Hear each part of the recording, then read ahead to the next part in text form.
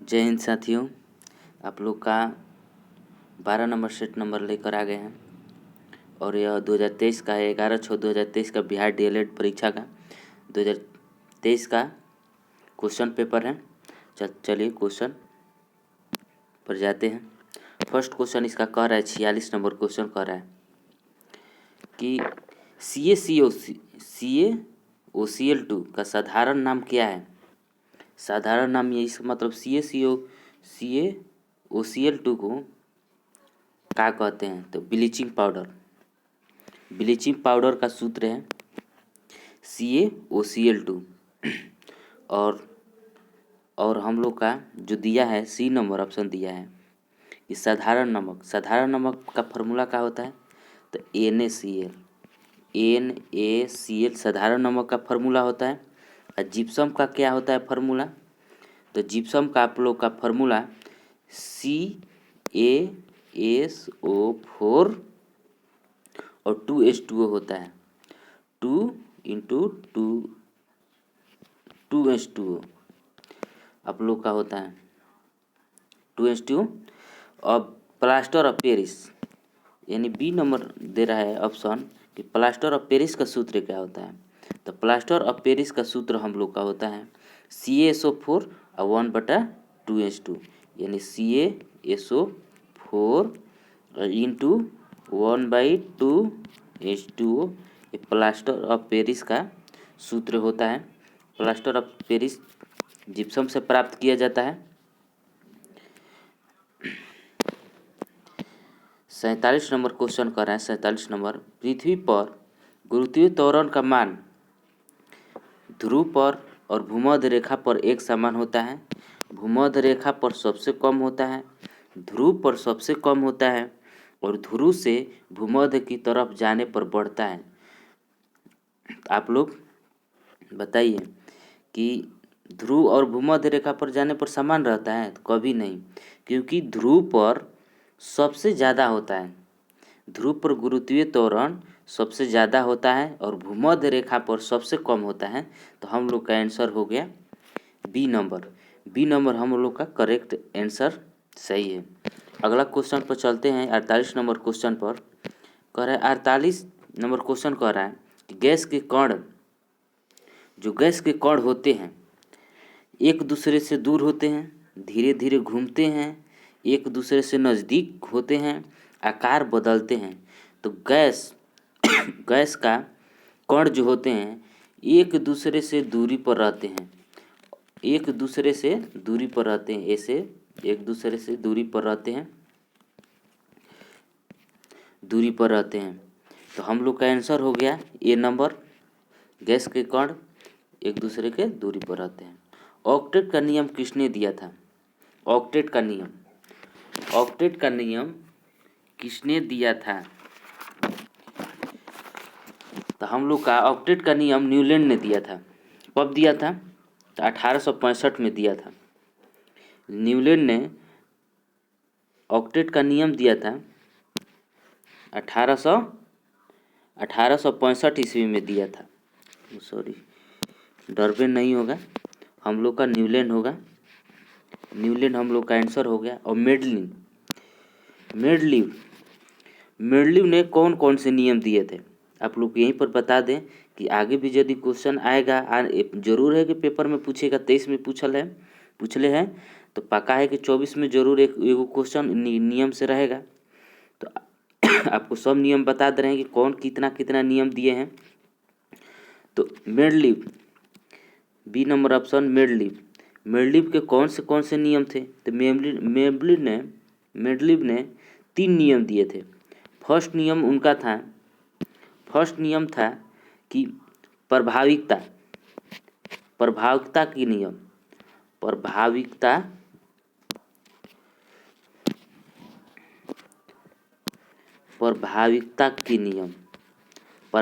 के नियम दिए थे। फर्स्ट नंबर 3 गो नियम दिए थे। सेकेंड नंबर इनका नियम था पृथक्करण का नियम, या पृथक का नियम भी बोल सकते हैं, पृथक का नियम। थर्ड नंबर इनका नियम था अपयून के नियम, स्वतंत्र अपयून के नियम, स्वतंत्र अपयून के नियम, अपयून के नियम, इनके 3 नियम हो गए।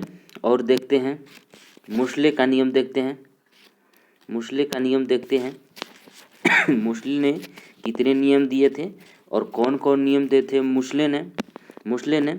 तो डी नंबर इसका ऑप्शन में मोसले हैं। मोसले ने परमाणु संख्या का आवर्त नियम दिए थे।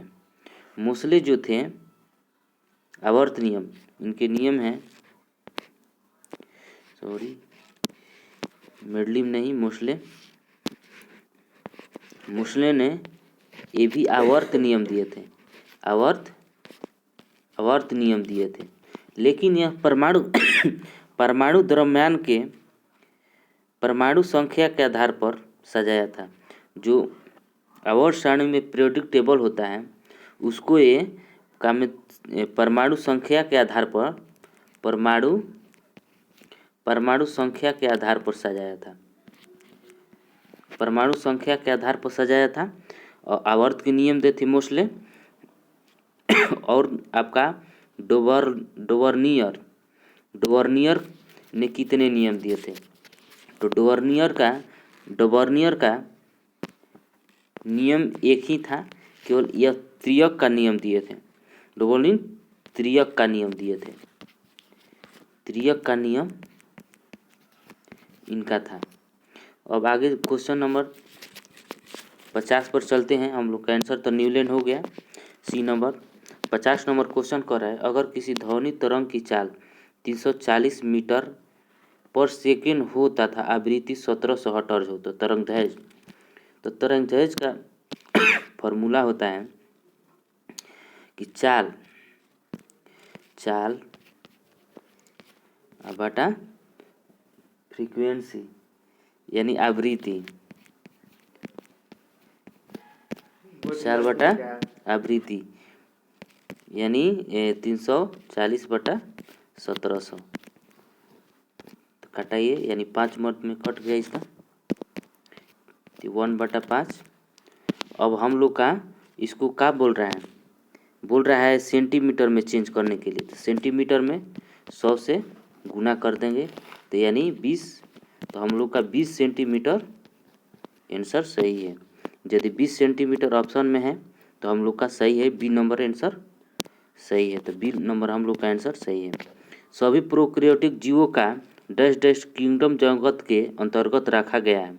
तो आप लोग को बता दें कि मोनेरा, प्रोटिस्टा और फंगी, यह तीनों को वर्गीकरण किया था हिटेकर ने 5 सजीव को 5 भाग में वर्गीकरण किया था। और जिसमें 3 भाग है मोनेरा, फंगी, प्रोटिस्टा, 3 भाग हैं। इसमें आंसर हो जाएगा हम लोग का, इसमें हम लोग का आंसर हो जाएगा मोनेरा में जितने भी प्रोकैरियोटिक, जितने भी एक कोशिकीय जीव होते हैं, जैसे जीवाणु, वैश्यवाल, ये सब जितने भी जीव होते हैं उसमें आ जाते हैं, प्रोकैरियोटिक यानी मोनेरा में आ जाते हैं। तो हम लोग का मोनेरा आंसर सही है।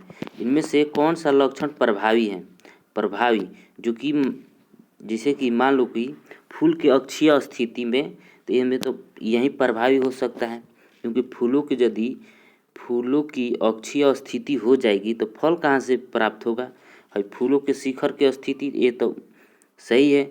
बीज पत्रों का हरा रंग में भी बहुत से बाई चांस मतलब थोड़ा बहुत होता है कि नष्ट होता है, लेकिन ज़्यादातर लक्षण मतलब सही हो जाता है। वो आदमी उसे कोई इतना इथीना रहता है, लेकिन बीज का झुर्रिया आकार ये भी उतना इथीना। कभी कभी देखे रहते हो कि कौ बीज बिगाता है, जैसे कि गेहूँ का बीज बिगाता है तो वह थोड़ा चिपटा टाइप का, झुर्रिया टाइप का होता है, तो वो भी जाम जाता है। तो हम लोग का जो मेन प्रभाव है यानी मेन जो लक्षण है वो फूलों की अक्षीय स्थिति सही है, यानी ए नंबर सही है। 53 नंबर कर रहा है, प्रोकैरियोटिक और यूकैरियोटिक के बीच का अंतर संबंधित है। प्रोकैरियोटिक और यूकैरियोटिक, तो इसमें इसमें न्यूक्लियस यानी केंद्रक, प्रोकैरियोटिक में केंद्रक नहीं पाया जाता है लेकिन यूकैरियोटिक में केंद्रक पाया जाता है। तो यानी न्यूक्लियस हम लोग का केंद्रक आंसर सही है। न्यूक्लियस से हम लोग अंतर कर सकते हैं। और आगे चलते हैं 54 नंबर क्वेश्चन पर। 54 नंबर क्वेश्चन हम लोग का कह रहा है इनमें से कौन सा नवीकरणीय ऊर्जा है। तो ये हम पीछे क्लास में भी नवीकरणीय ऊर्जा के बारे में आप लोगों को बता दिए हैं। जो नवीकरणीय ऊर्जा उसे कहते हैं जिसे प्रदूषित ना हो, जो प्रकृति से मिले हुए ऊर्जा को नवीकरणीय ऊर्जा कहते हैं। तो इसमें प्रकृति से कौन सा मिला है, या लकड़ियों भी प्रकृति से है, लेकिन कोयला भी प्रकृति से है, पेट्रोलियम भी प्रकृति से है, लेकिन सूर्य का प्रकाश है जो प्रकृति से तो है लेकिन वह प्रदूषित नहीं करता है। ग्रीन मफलर संबंधित है। ग्रीन मफलर आप लोग 2019 में देखो होगे, बहुत सारा पेड़ पौधे लगाए गए थे जिसको ग्रीन मफलर कहा गया। वो किस लिए लगाए गए थे, जितने भी रोड पर पेड़ पौधे आप लोग साइड में देखते हैं वह किस लिए लगाया गया था, तो वह ध्वनि को, यानी ध्वनि जो गाड़ी की जो ध्वनि थी उसको शोषित करने के लिए उनको लगाया जाता है। तो हम लोग का आंसर हो जाएगा ध्वनि प्रदूषण से संबंधित है। ग्रीन मफलर किससे संबंधित है, तो ध्वनि प्रदूषण से संबंधित है। जिन कोशिकाओं में गुणसूत्र 2 से अधिक पूर्ण सेट होते हैं तो कहलाते हैं। 2 से यदि अधिक होगा तो पॉलीप्लाइड कहेगा, यानी हम लोग का बहुगुणित मतलब 2 से अधिक पर तो बहुत सारे हैं। द्विगुणित किसको कहा जाता है, जिनमें केवल 2 हो उसे द्विगुणित कहा जाता है। अनुगुणित जिसमें कुछ नहीं हो, यानी गुणसूत्र की कोई मात्रा ना हो उसे अनुगुणित कहा जाता है। अब पॉलीहाइब्रिड किसे कहा जाता है, पॉलीहाइब्रिड किसे कहा जाता है, तो पॉलीहाइब्रिड किसे कहा जाता है आप लोग कमेंट में बताइएगा। लेकिन थोड़ा हम सर्च किए हैं उसके बारे में तो हम आप लोग को बता दें कि पॉलीहाइब्रिड किसको कहा जाता है। शायद पॉलीहाइब्रिड हमको भी मालूम नहीं है, तो आप लोग प्लीज़ कमेंट में बताइएगा, क्योंकि इसके बारे में हमको जितना सर्च मारे हैं बट उतना नहीं प्राप्त हुआ, जिसके चलते पॉलीहाइब्रिड के बारे में उतना हम विस्तार से नहीं बता सकते हैं। तो आप लोग कमेंट में ज़रूर बताइएगा यदि आप लोग को मालूम होगा। निम्नलिखित में अगला क्वेश्चन पर चलते हैं। 57 नंबर क्वेश्चन कह रहे हैं निम्नलिखित में से कौन संयोजित टीका है जो बच्चों का डिप्थीरिया, काली खांसी और टेटनस के बचाव के लिए दिया जाता है। तो जो डीपीटी का टीका होता है जिसको बोला जाता है डिप्थीरिया, टेटनस, डिप्थीरिया आप लोग को बता दें 57 नंबर डिप्थीरिया कुछ का क्या टेटनस, इसे डीपीटी का बोला जाता है। और इसका डिप्थीरिया पॉलिरी टेटनस कहा जाता है इसको, जो कि बच्चों को दिया जाता है खांसी सब के लिए, खांसी टेटनस के बचाव के लिए डीपीटी का टीका दिया जाता है। निम्नलिखित में से कौन सा एक उपधातु है, उपधातु पूछ रहा है। तो सोडियम का है, तो सोडियम एक धातु है। जो मैग्नीशियम क्या है, तो मैग्नीशियम भी धातु है, ये भी एक धातु है जिसको Mg से सूचित किया जाता है। मैग्नीशियम भी धातु है। सल्फर का है, तो सल्फर अधातु है। लेकिन उपधातु पूछ रहा है कि उपधातु इनमें से कौन है, तो सिलिकॉन हम लोग का उपधातु हो जाता है, क्योंकि यह कुछ धातु में भी और कुछ अधातु का भी गुण पाया जाता है। जैसे कुछ करंट फ्लो कर जाते हैं लेकिन उतना नहीं कर पाते हैं, जिसके चलते हम लोग इसको उपधातु में, या वैज्ञानिकों ने इसे उपधातु की श्रेणी दी है। अगला क्वेश्चन पर चलते हैं। अगला क्वेश्चन कह रहा है कि 59 नंबर क्वेश्चन हम लोग का कह रहा है कि भूमंडलीय ताप के लिए कौन सी गैस मुख्य रूप से जिम्मेदार है, भूमंडलीय टेम्परेचर के लिए। तो आप लोग को मालूम होगा कार्बन डाइऑक्साइड जो कि टेम्परेचर को बढ़ा देती है, कार्बन डाइऑक्साइड जो टेम्परेचर को बढ़ा देती है, यानी CO2 हम लोग का आंसर सही है। ऑक्सीजन कहाँ से होगा? ऑक्सीजन तो होबे न करेगा। ऑक्सीजन अगर होता तो हम लोग कैसे सांस इथी ले पाते, यानी हम लोग का शरीर पूरा गर्म होकर इथी हो जाता। नाइट्रोजन तो हो ही ना सकता है, क्योंकि नाइट्रोजन हम लोग के वायुमंडल में 78.8% नाइट्रोजन है, जिसके चलते तो हम लोग के पृथ्वी पर तो ज़्यादा गर्म होना चाहिए। और हीलियम से हो ही ना, क्योंकि यह अक्रिय गैस है। तो हम लोग का आंसर जो हो गया वह कार्बन डाइऑक्साइड है, जो कि ज़्यादा टेम्परेचर पर इथी टेम्परेचर होता है।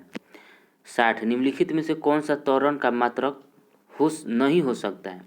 तो देखिए, किलोमीटर प्रति स्क्वायर ये तो हो सकता है, सेंटीमीटर प्रति स्क्वायर ये भी हो सकता है, मीटर प्रति सेकंड स्क्वायर ये भी हो सकता है। लेकिन ये वो हम लोग का गलती है, किलोमीटर प्रति एस यानी सेकंड। किलोमीटर प्रति सेकंड यदि स्क्वायर होता तो वो भी सही था, लेकिन यही गलती है हम लोग का। तो 61 नंबर क्वेश्चन कर रहा है। अब अगला क्वेश्चन पर चलते हैं। 61 नंबर क्वेश्चन पर कि निम्नलिखित में कौन सी क्रांति ने खाद्यान्न उत्पादन की वृद्धि में सहयोग किया? खाद्यान्न उत्पादन में तो हरित क्रांति जो थी, ऐसी क्रांति थी जो खाद्यान्न जितने भी फसल, खासकर इसमें गेहूं का वृद्धि सबसे ज़्यादा उपज में हुआ। और हरित क्रांति ने खाद्यान्न फसल को बहुत ज़्यादा बढ़ोतरी दिया। नील क्रांति तो तेल के लिए है, जैसे कि तेल में आ जाता है किरोसिन, डीजल, ये सब तेल के लिए है। नील क्रांति। श्वेत क्रांति किसके लिए है? जो दो जैसे कि अंडा, दूध, ये सब के लिए श्वेत क्रांति।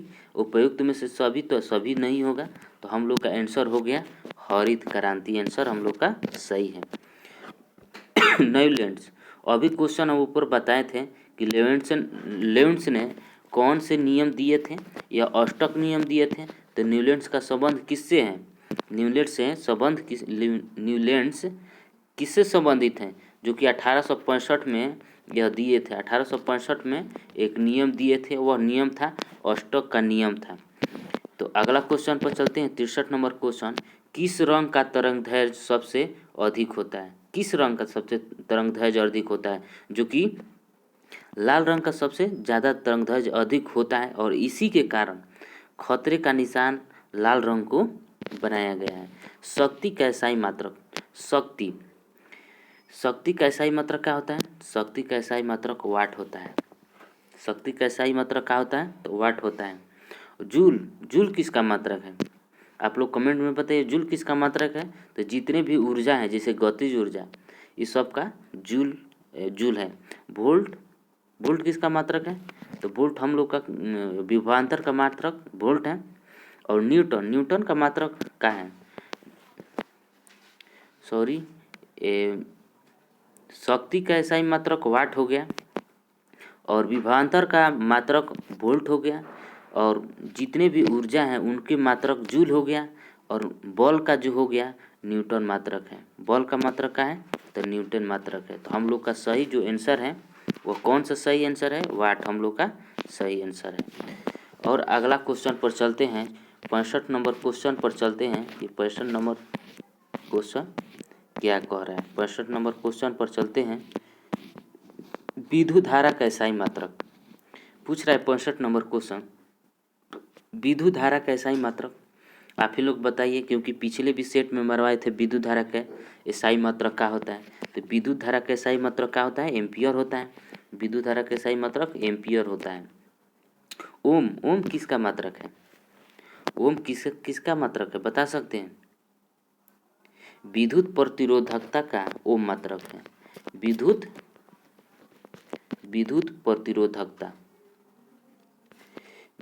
प्रतिरोधकता का एसआई मात्रक ओम है। वोल्ट किसका है? तो पीछे बताएं कि विभवांतर का वोल्ट होता है। कूलम्ब किसका है? तो आवेश का जो एसआई मात्रक होता है कूलम्ब होता है।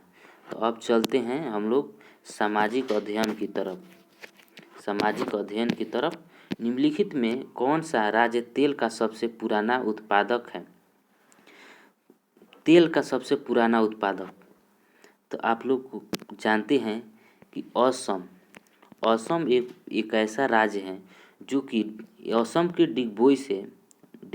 असम के डिगबोई से 60% इंडिया के जितने भी खर्च हैं तेल का 60% की पूर्ति करता है, केवल डिगबोई यानी असम के डिगबोई। तो गुजरात में कौन सा है? तो गुजरात में आप लोग का गुजरात में थोड़ा बहुत नहीं, 0 कुछ परसेंट में निकलता है, 0.5 या 7-10% ऐसे में निकलता है। तो गुजरात का ज़रा नहीं मालूम है तो आप लोग कमेंट में बताइएगा। गुजरात का हम लोग का जो उसका क्षेत्र है वो नहीं मालूम है तो आप लोग थोड़ा कमेंट में बताइएगा। और अरुणाचल प्रदेश में अभी तो शोध हो रहा है, माने सर्च हो रहा है, अभी कुछ मिला नहीं है लेकिन तुरंत मिल ही जाएगा। आंध्र प्रदेश में तो ना है। 67 नंबर क्वेश्चन कह रहे हैं कि शिव समुद्र जलप्रपात किस नदी पर स्थित है? तो कावेरी नदी पर, यानी जो कर्नाटक में शिव समुद्र जलप्रपात है वह कर्नाटक में कावेरी नदी पर स्थित है। अब चलते हैं 68 नंबर क्वेश्चन पर। हम आप लोग को बता दें कि जितने भी जलप्रपात हैं, जितने परियोजना हैं, जितने राष्ट्रीय उद्यान हैं, जितने वन्य जीव अभयारण्य हैं, तो वन्य जीव अभयारण्य और राष्ट्रीय उद्यान जितने भी बिहार में हैं उसका वीडियो में बनाकर कल ही डाल दिया था, तो आप लोग ज़रूर उसे देख लें क्योंकि आपका रिवाइज हो जाए। 68 नंबर क्वेश्चन कर रहा है, लोकतंत्र में कल्याणकारी राज्य की संकल्पना संविधान के किससे ली गई है? तो फर्स्ट नंबर में भाग 1 में कहता है कि संघ है, यानी भारत राज्यों का संघ है, एक भाग 1 कहता है। और भाग 2 कहता है, भाग 2 में है, इसमें आपका नागरिकता है, नागरिकता भाग 2 में है, ठीक है।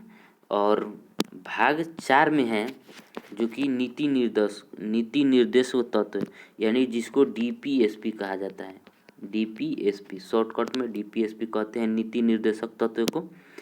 और इसके जो 37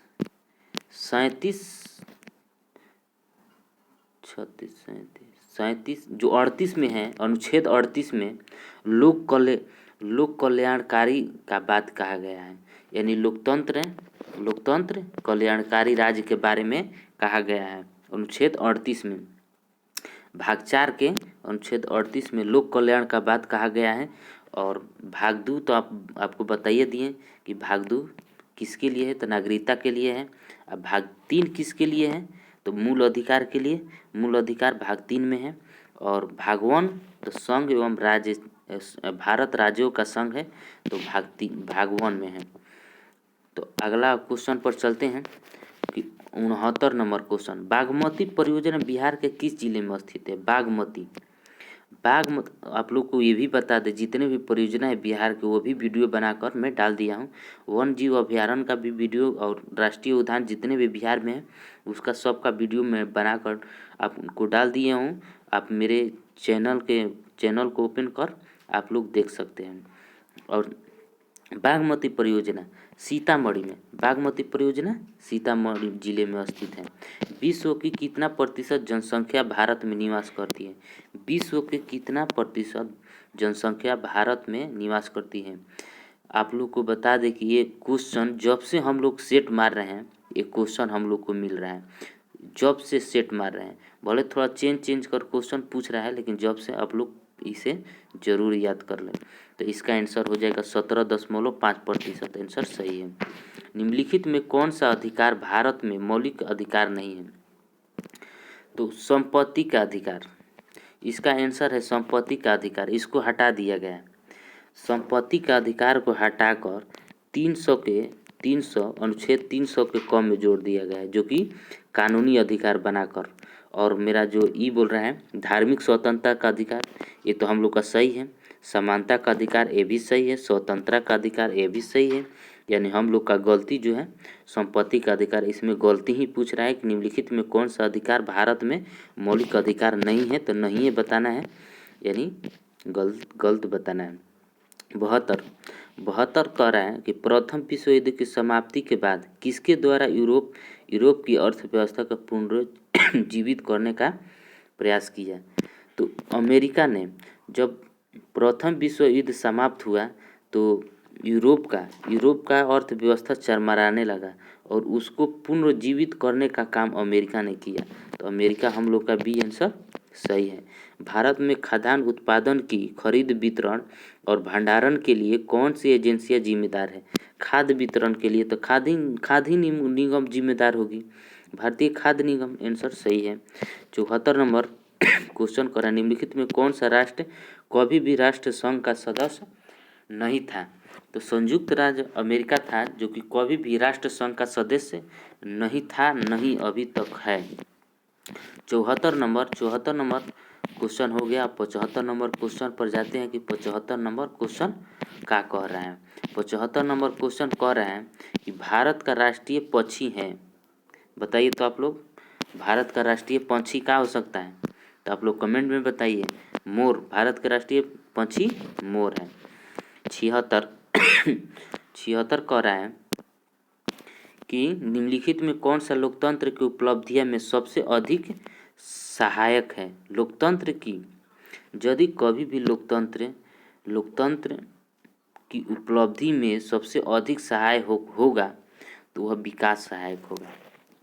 अशिक्षित तो होगा नहीं, अशिक्षित तो ना होगा, विषमता भी नहीं होगा। अशिक्षित लोकतंत्र के लिए अशिक्षित सही है, कभी नहीं।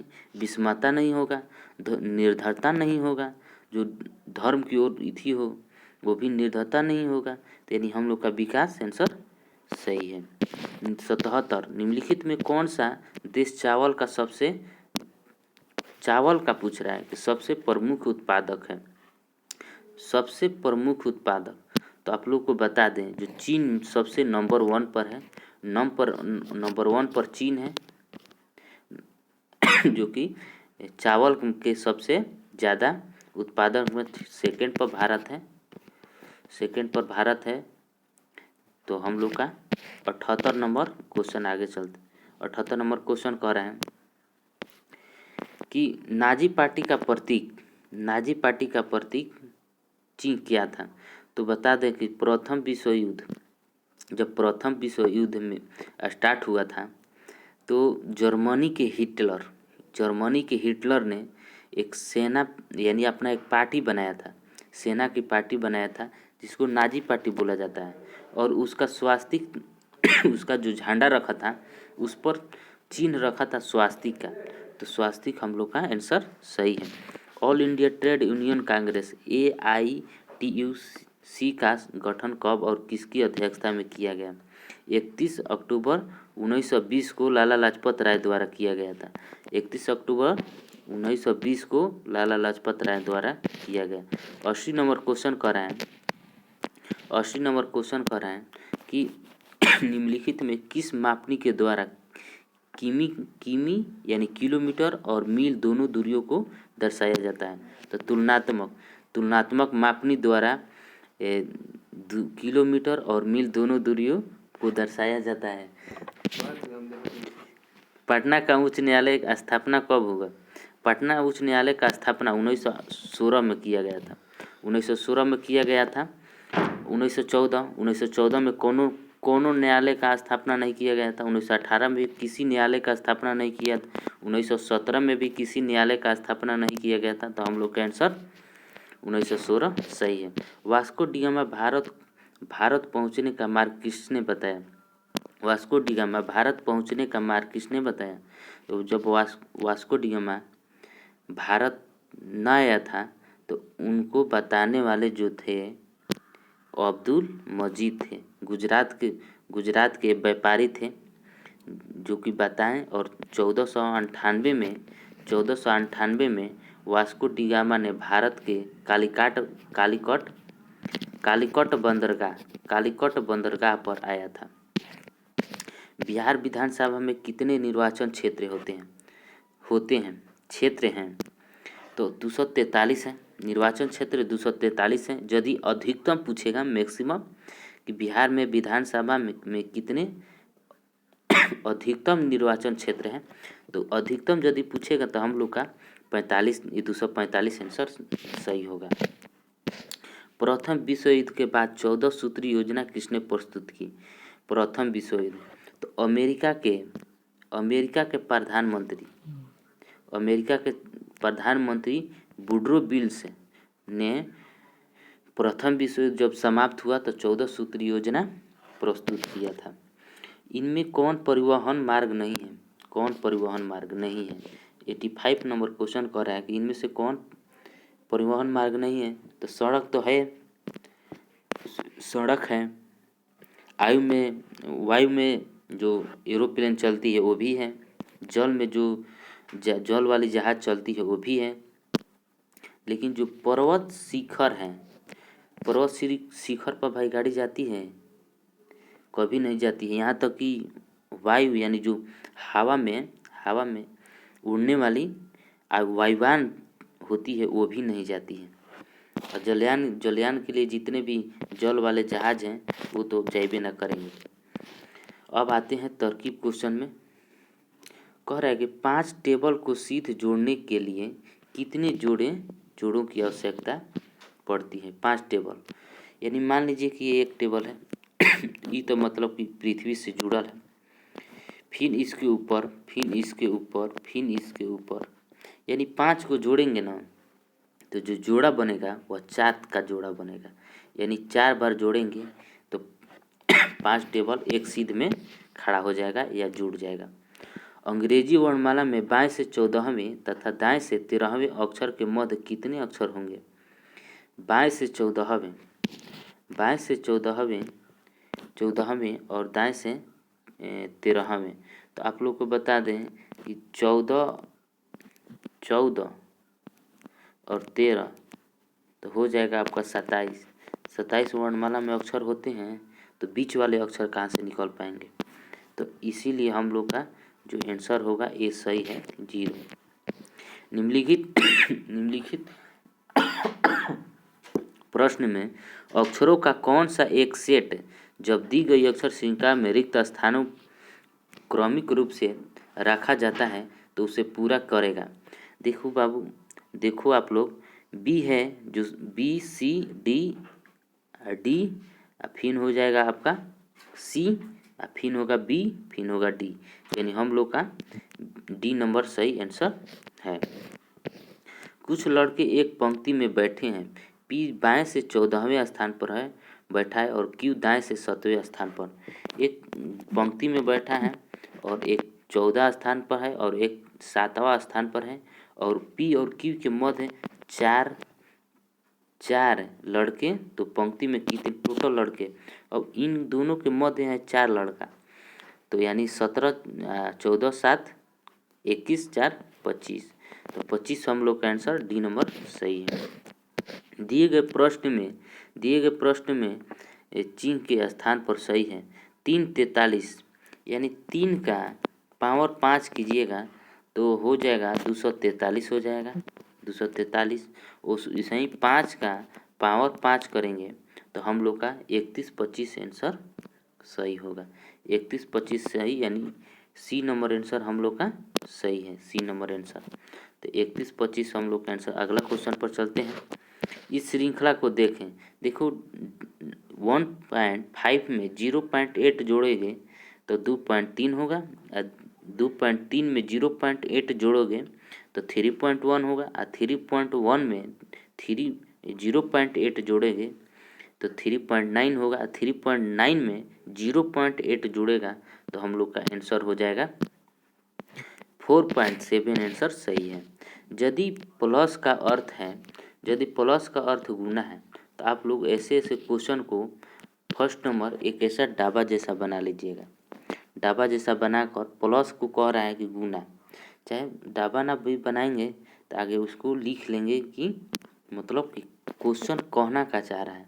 यदि प्लस कह रहा है, प्लस का गुना 288 हो गया और माइनस का क्या है आगे माइनस का, तो माइनस का अर्थ होता है भागा, तो माइनस का अर्थ होता है भागा और प्लस फिर 32 और फिर करेंगे प्लस, प्लस का अर्थ होता है गुना, प्लस का अर्थ होता है गुना और गुना और तो 6 और गुना का अर्थ है माइनस, तो यानी इतना माइनस 45 अब भागा यानी भागा का अर्थ होता है प्लस, तो प्लस प्लस हो जाएगा आपका 9। तो 32 से इतना में भाग दीजिएगा तो आप लोग को कितना बार में कट जाएगा, यानी 4 8 9 मर्द में कट जाएगा, तो 9 प्लस 6 9 प्लस 6 9 गुना 6 हो जाएगा सबका। आप लोग इथी कीजिएगा तो इसका 9 आंसर आएगा, क्योंकि हम गुना किए हैं और इसीलिए आप लोग को डायरेक्ट हम कह दे रहे हैं कि 9 आंसर होगा, क्योंकि स्पेस नहीं है, लिखने में बन नहीं रहा है, जिसके चलते उसका आंसर 9 होगा। अगली संख्या खोजें, 98 में 2 घटाइएगा तो 96 होगा, 96 में 4 घटाइएगा तो 92, अब 92 में 2 घटाइएगा तो 90 और 90 में यदि 4 घटेगा तो हम लोग का 86 आंसर सही है, क्योंकि 98 के बाद 2 घट रहा है, फिर एक पे 4 घट रहा है, वैसे ही जो 92 के बाद 2 घट गया तो फिर कितना घटेगा, तो 4 घटेगा। अब तहसील जिला एवं गांव के बीच के संबंध, आपको बता दें कोई तहसील है जो कि गांव है, यदि गांव के बाद फिर का हो जाएगा, जिला हो जाएगा, तहसील फिर जिला और गांव, तो यदि ऐसा है ऑप्शन में तो हम लोग का सही आंसर है, तो हम लोग का सही आंसर है क्वेश्चन नंबर हम लोग का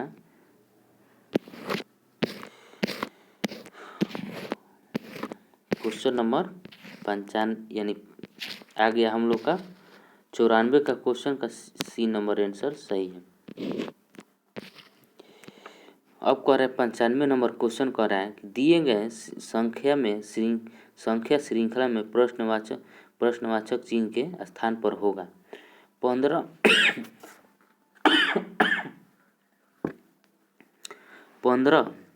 19 27 और 36 63। तो आप लोग को बता दें यदि 15 में 4 जोड़ेंगे, 15 में 4 जोड़ेंगे तो 19 हो जाएगा, 19 में 8 जोड़ेंगे तो 27 होगा, 27 में फिर जोड़ेंगे आपको 9 जोड़ेंगे तो 36 हो जाएगा, और 36 में यदि हम लोग 2 दूनी 4,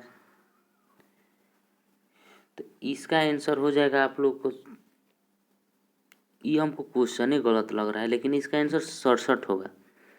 तो आप लोग बनाकर ट्राई कर लीजिएगा, क्योंकि यहाँ पर 14 ऐड होगा तो 67 आंसर होगा। ऐसे तो मतलब कि ये तो हमको गलती लग रहा है, क्योंकि ये ऐसा दिया है कि कभी बन ही नहीं सकता है। तो आप लोग ट्राई करके और बताइएगा, ऐसे इसका आंसर 67 होगा। ठीक है, तो धन्यवाद आप लोग को जो सब्सक्राइब किए हैं मेरे चैनल को, उनको मेरे तरफ से धन्यवाद। और जो सब्सक्राइब नहीं किए हैं तो आप लोग प्लीज़ कर लीजिए, क्योंकि डेली सेट मरवा रहे हैं। अति खान सर का भी ऑब्जेक्टिव क्वेश्चन लेकर आने वाले हैं, जल्द से जल्द वो भी आइबे करेगा, केवल इसका सेटवा ख़त्म कर लेंगे तब उसका लेकर आएंगे। तो जय हिंद, जय भारत।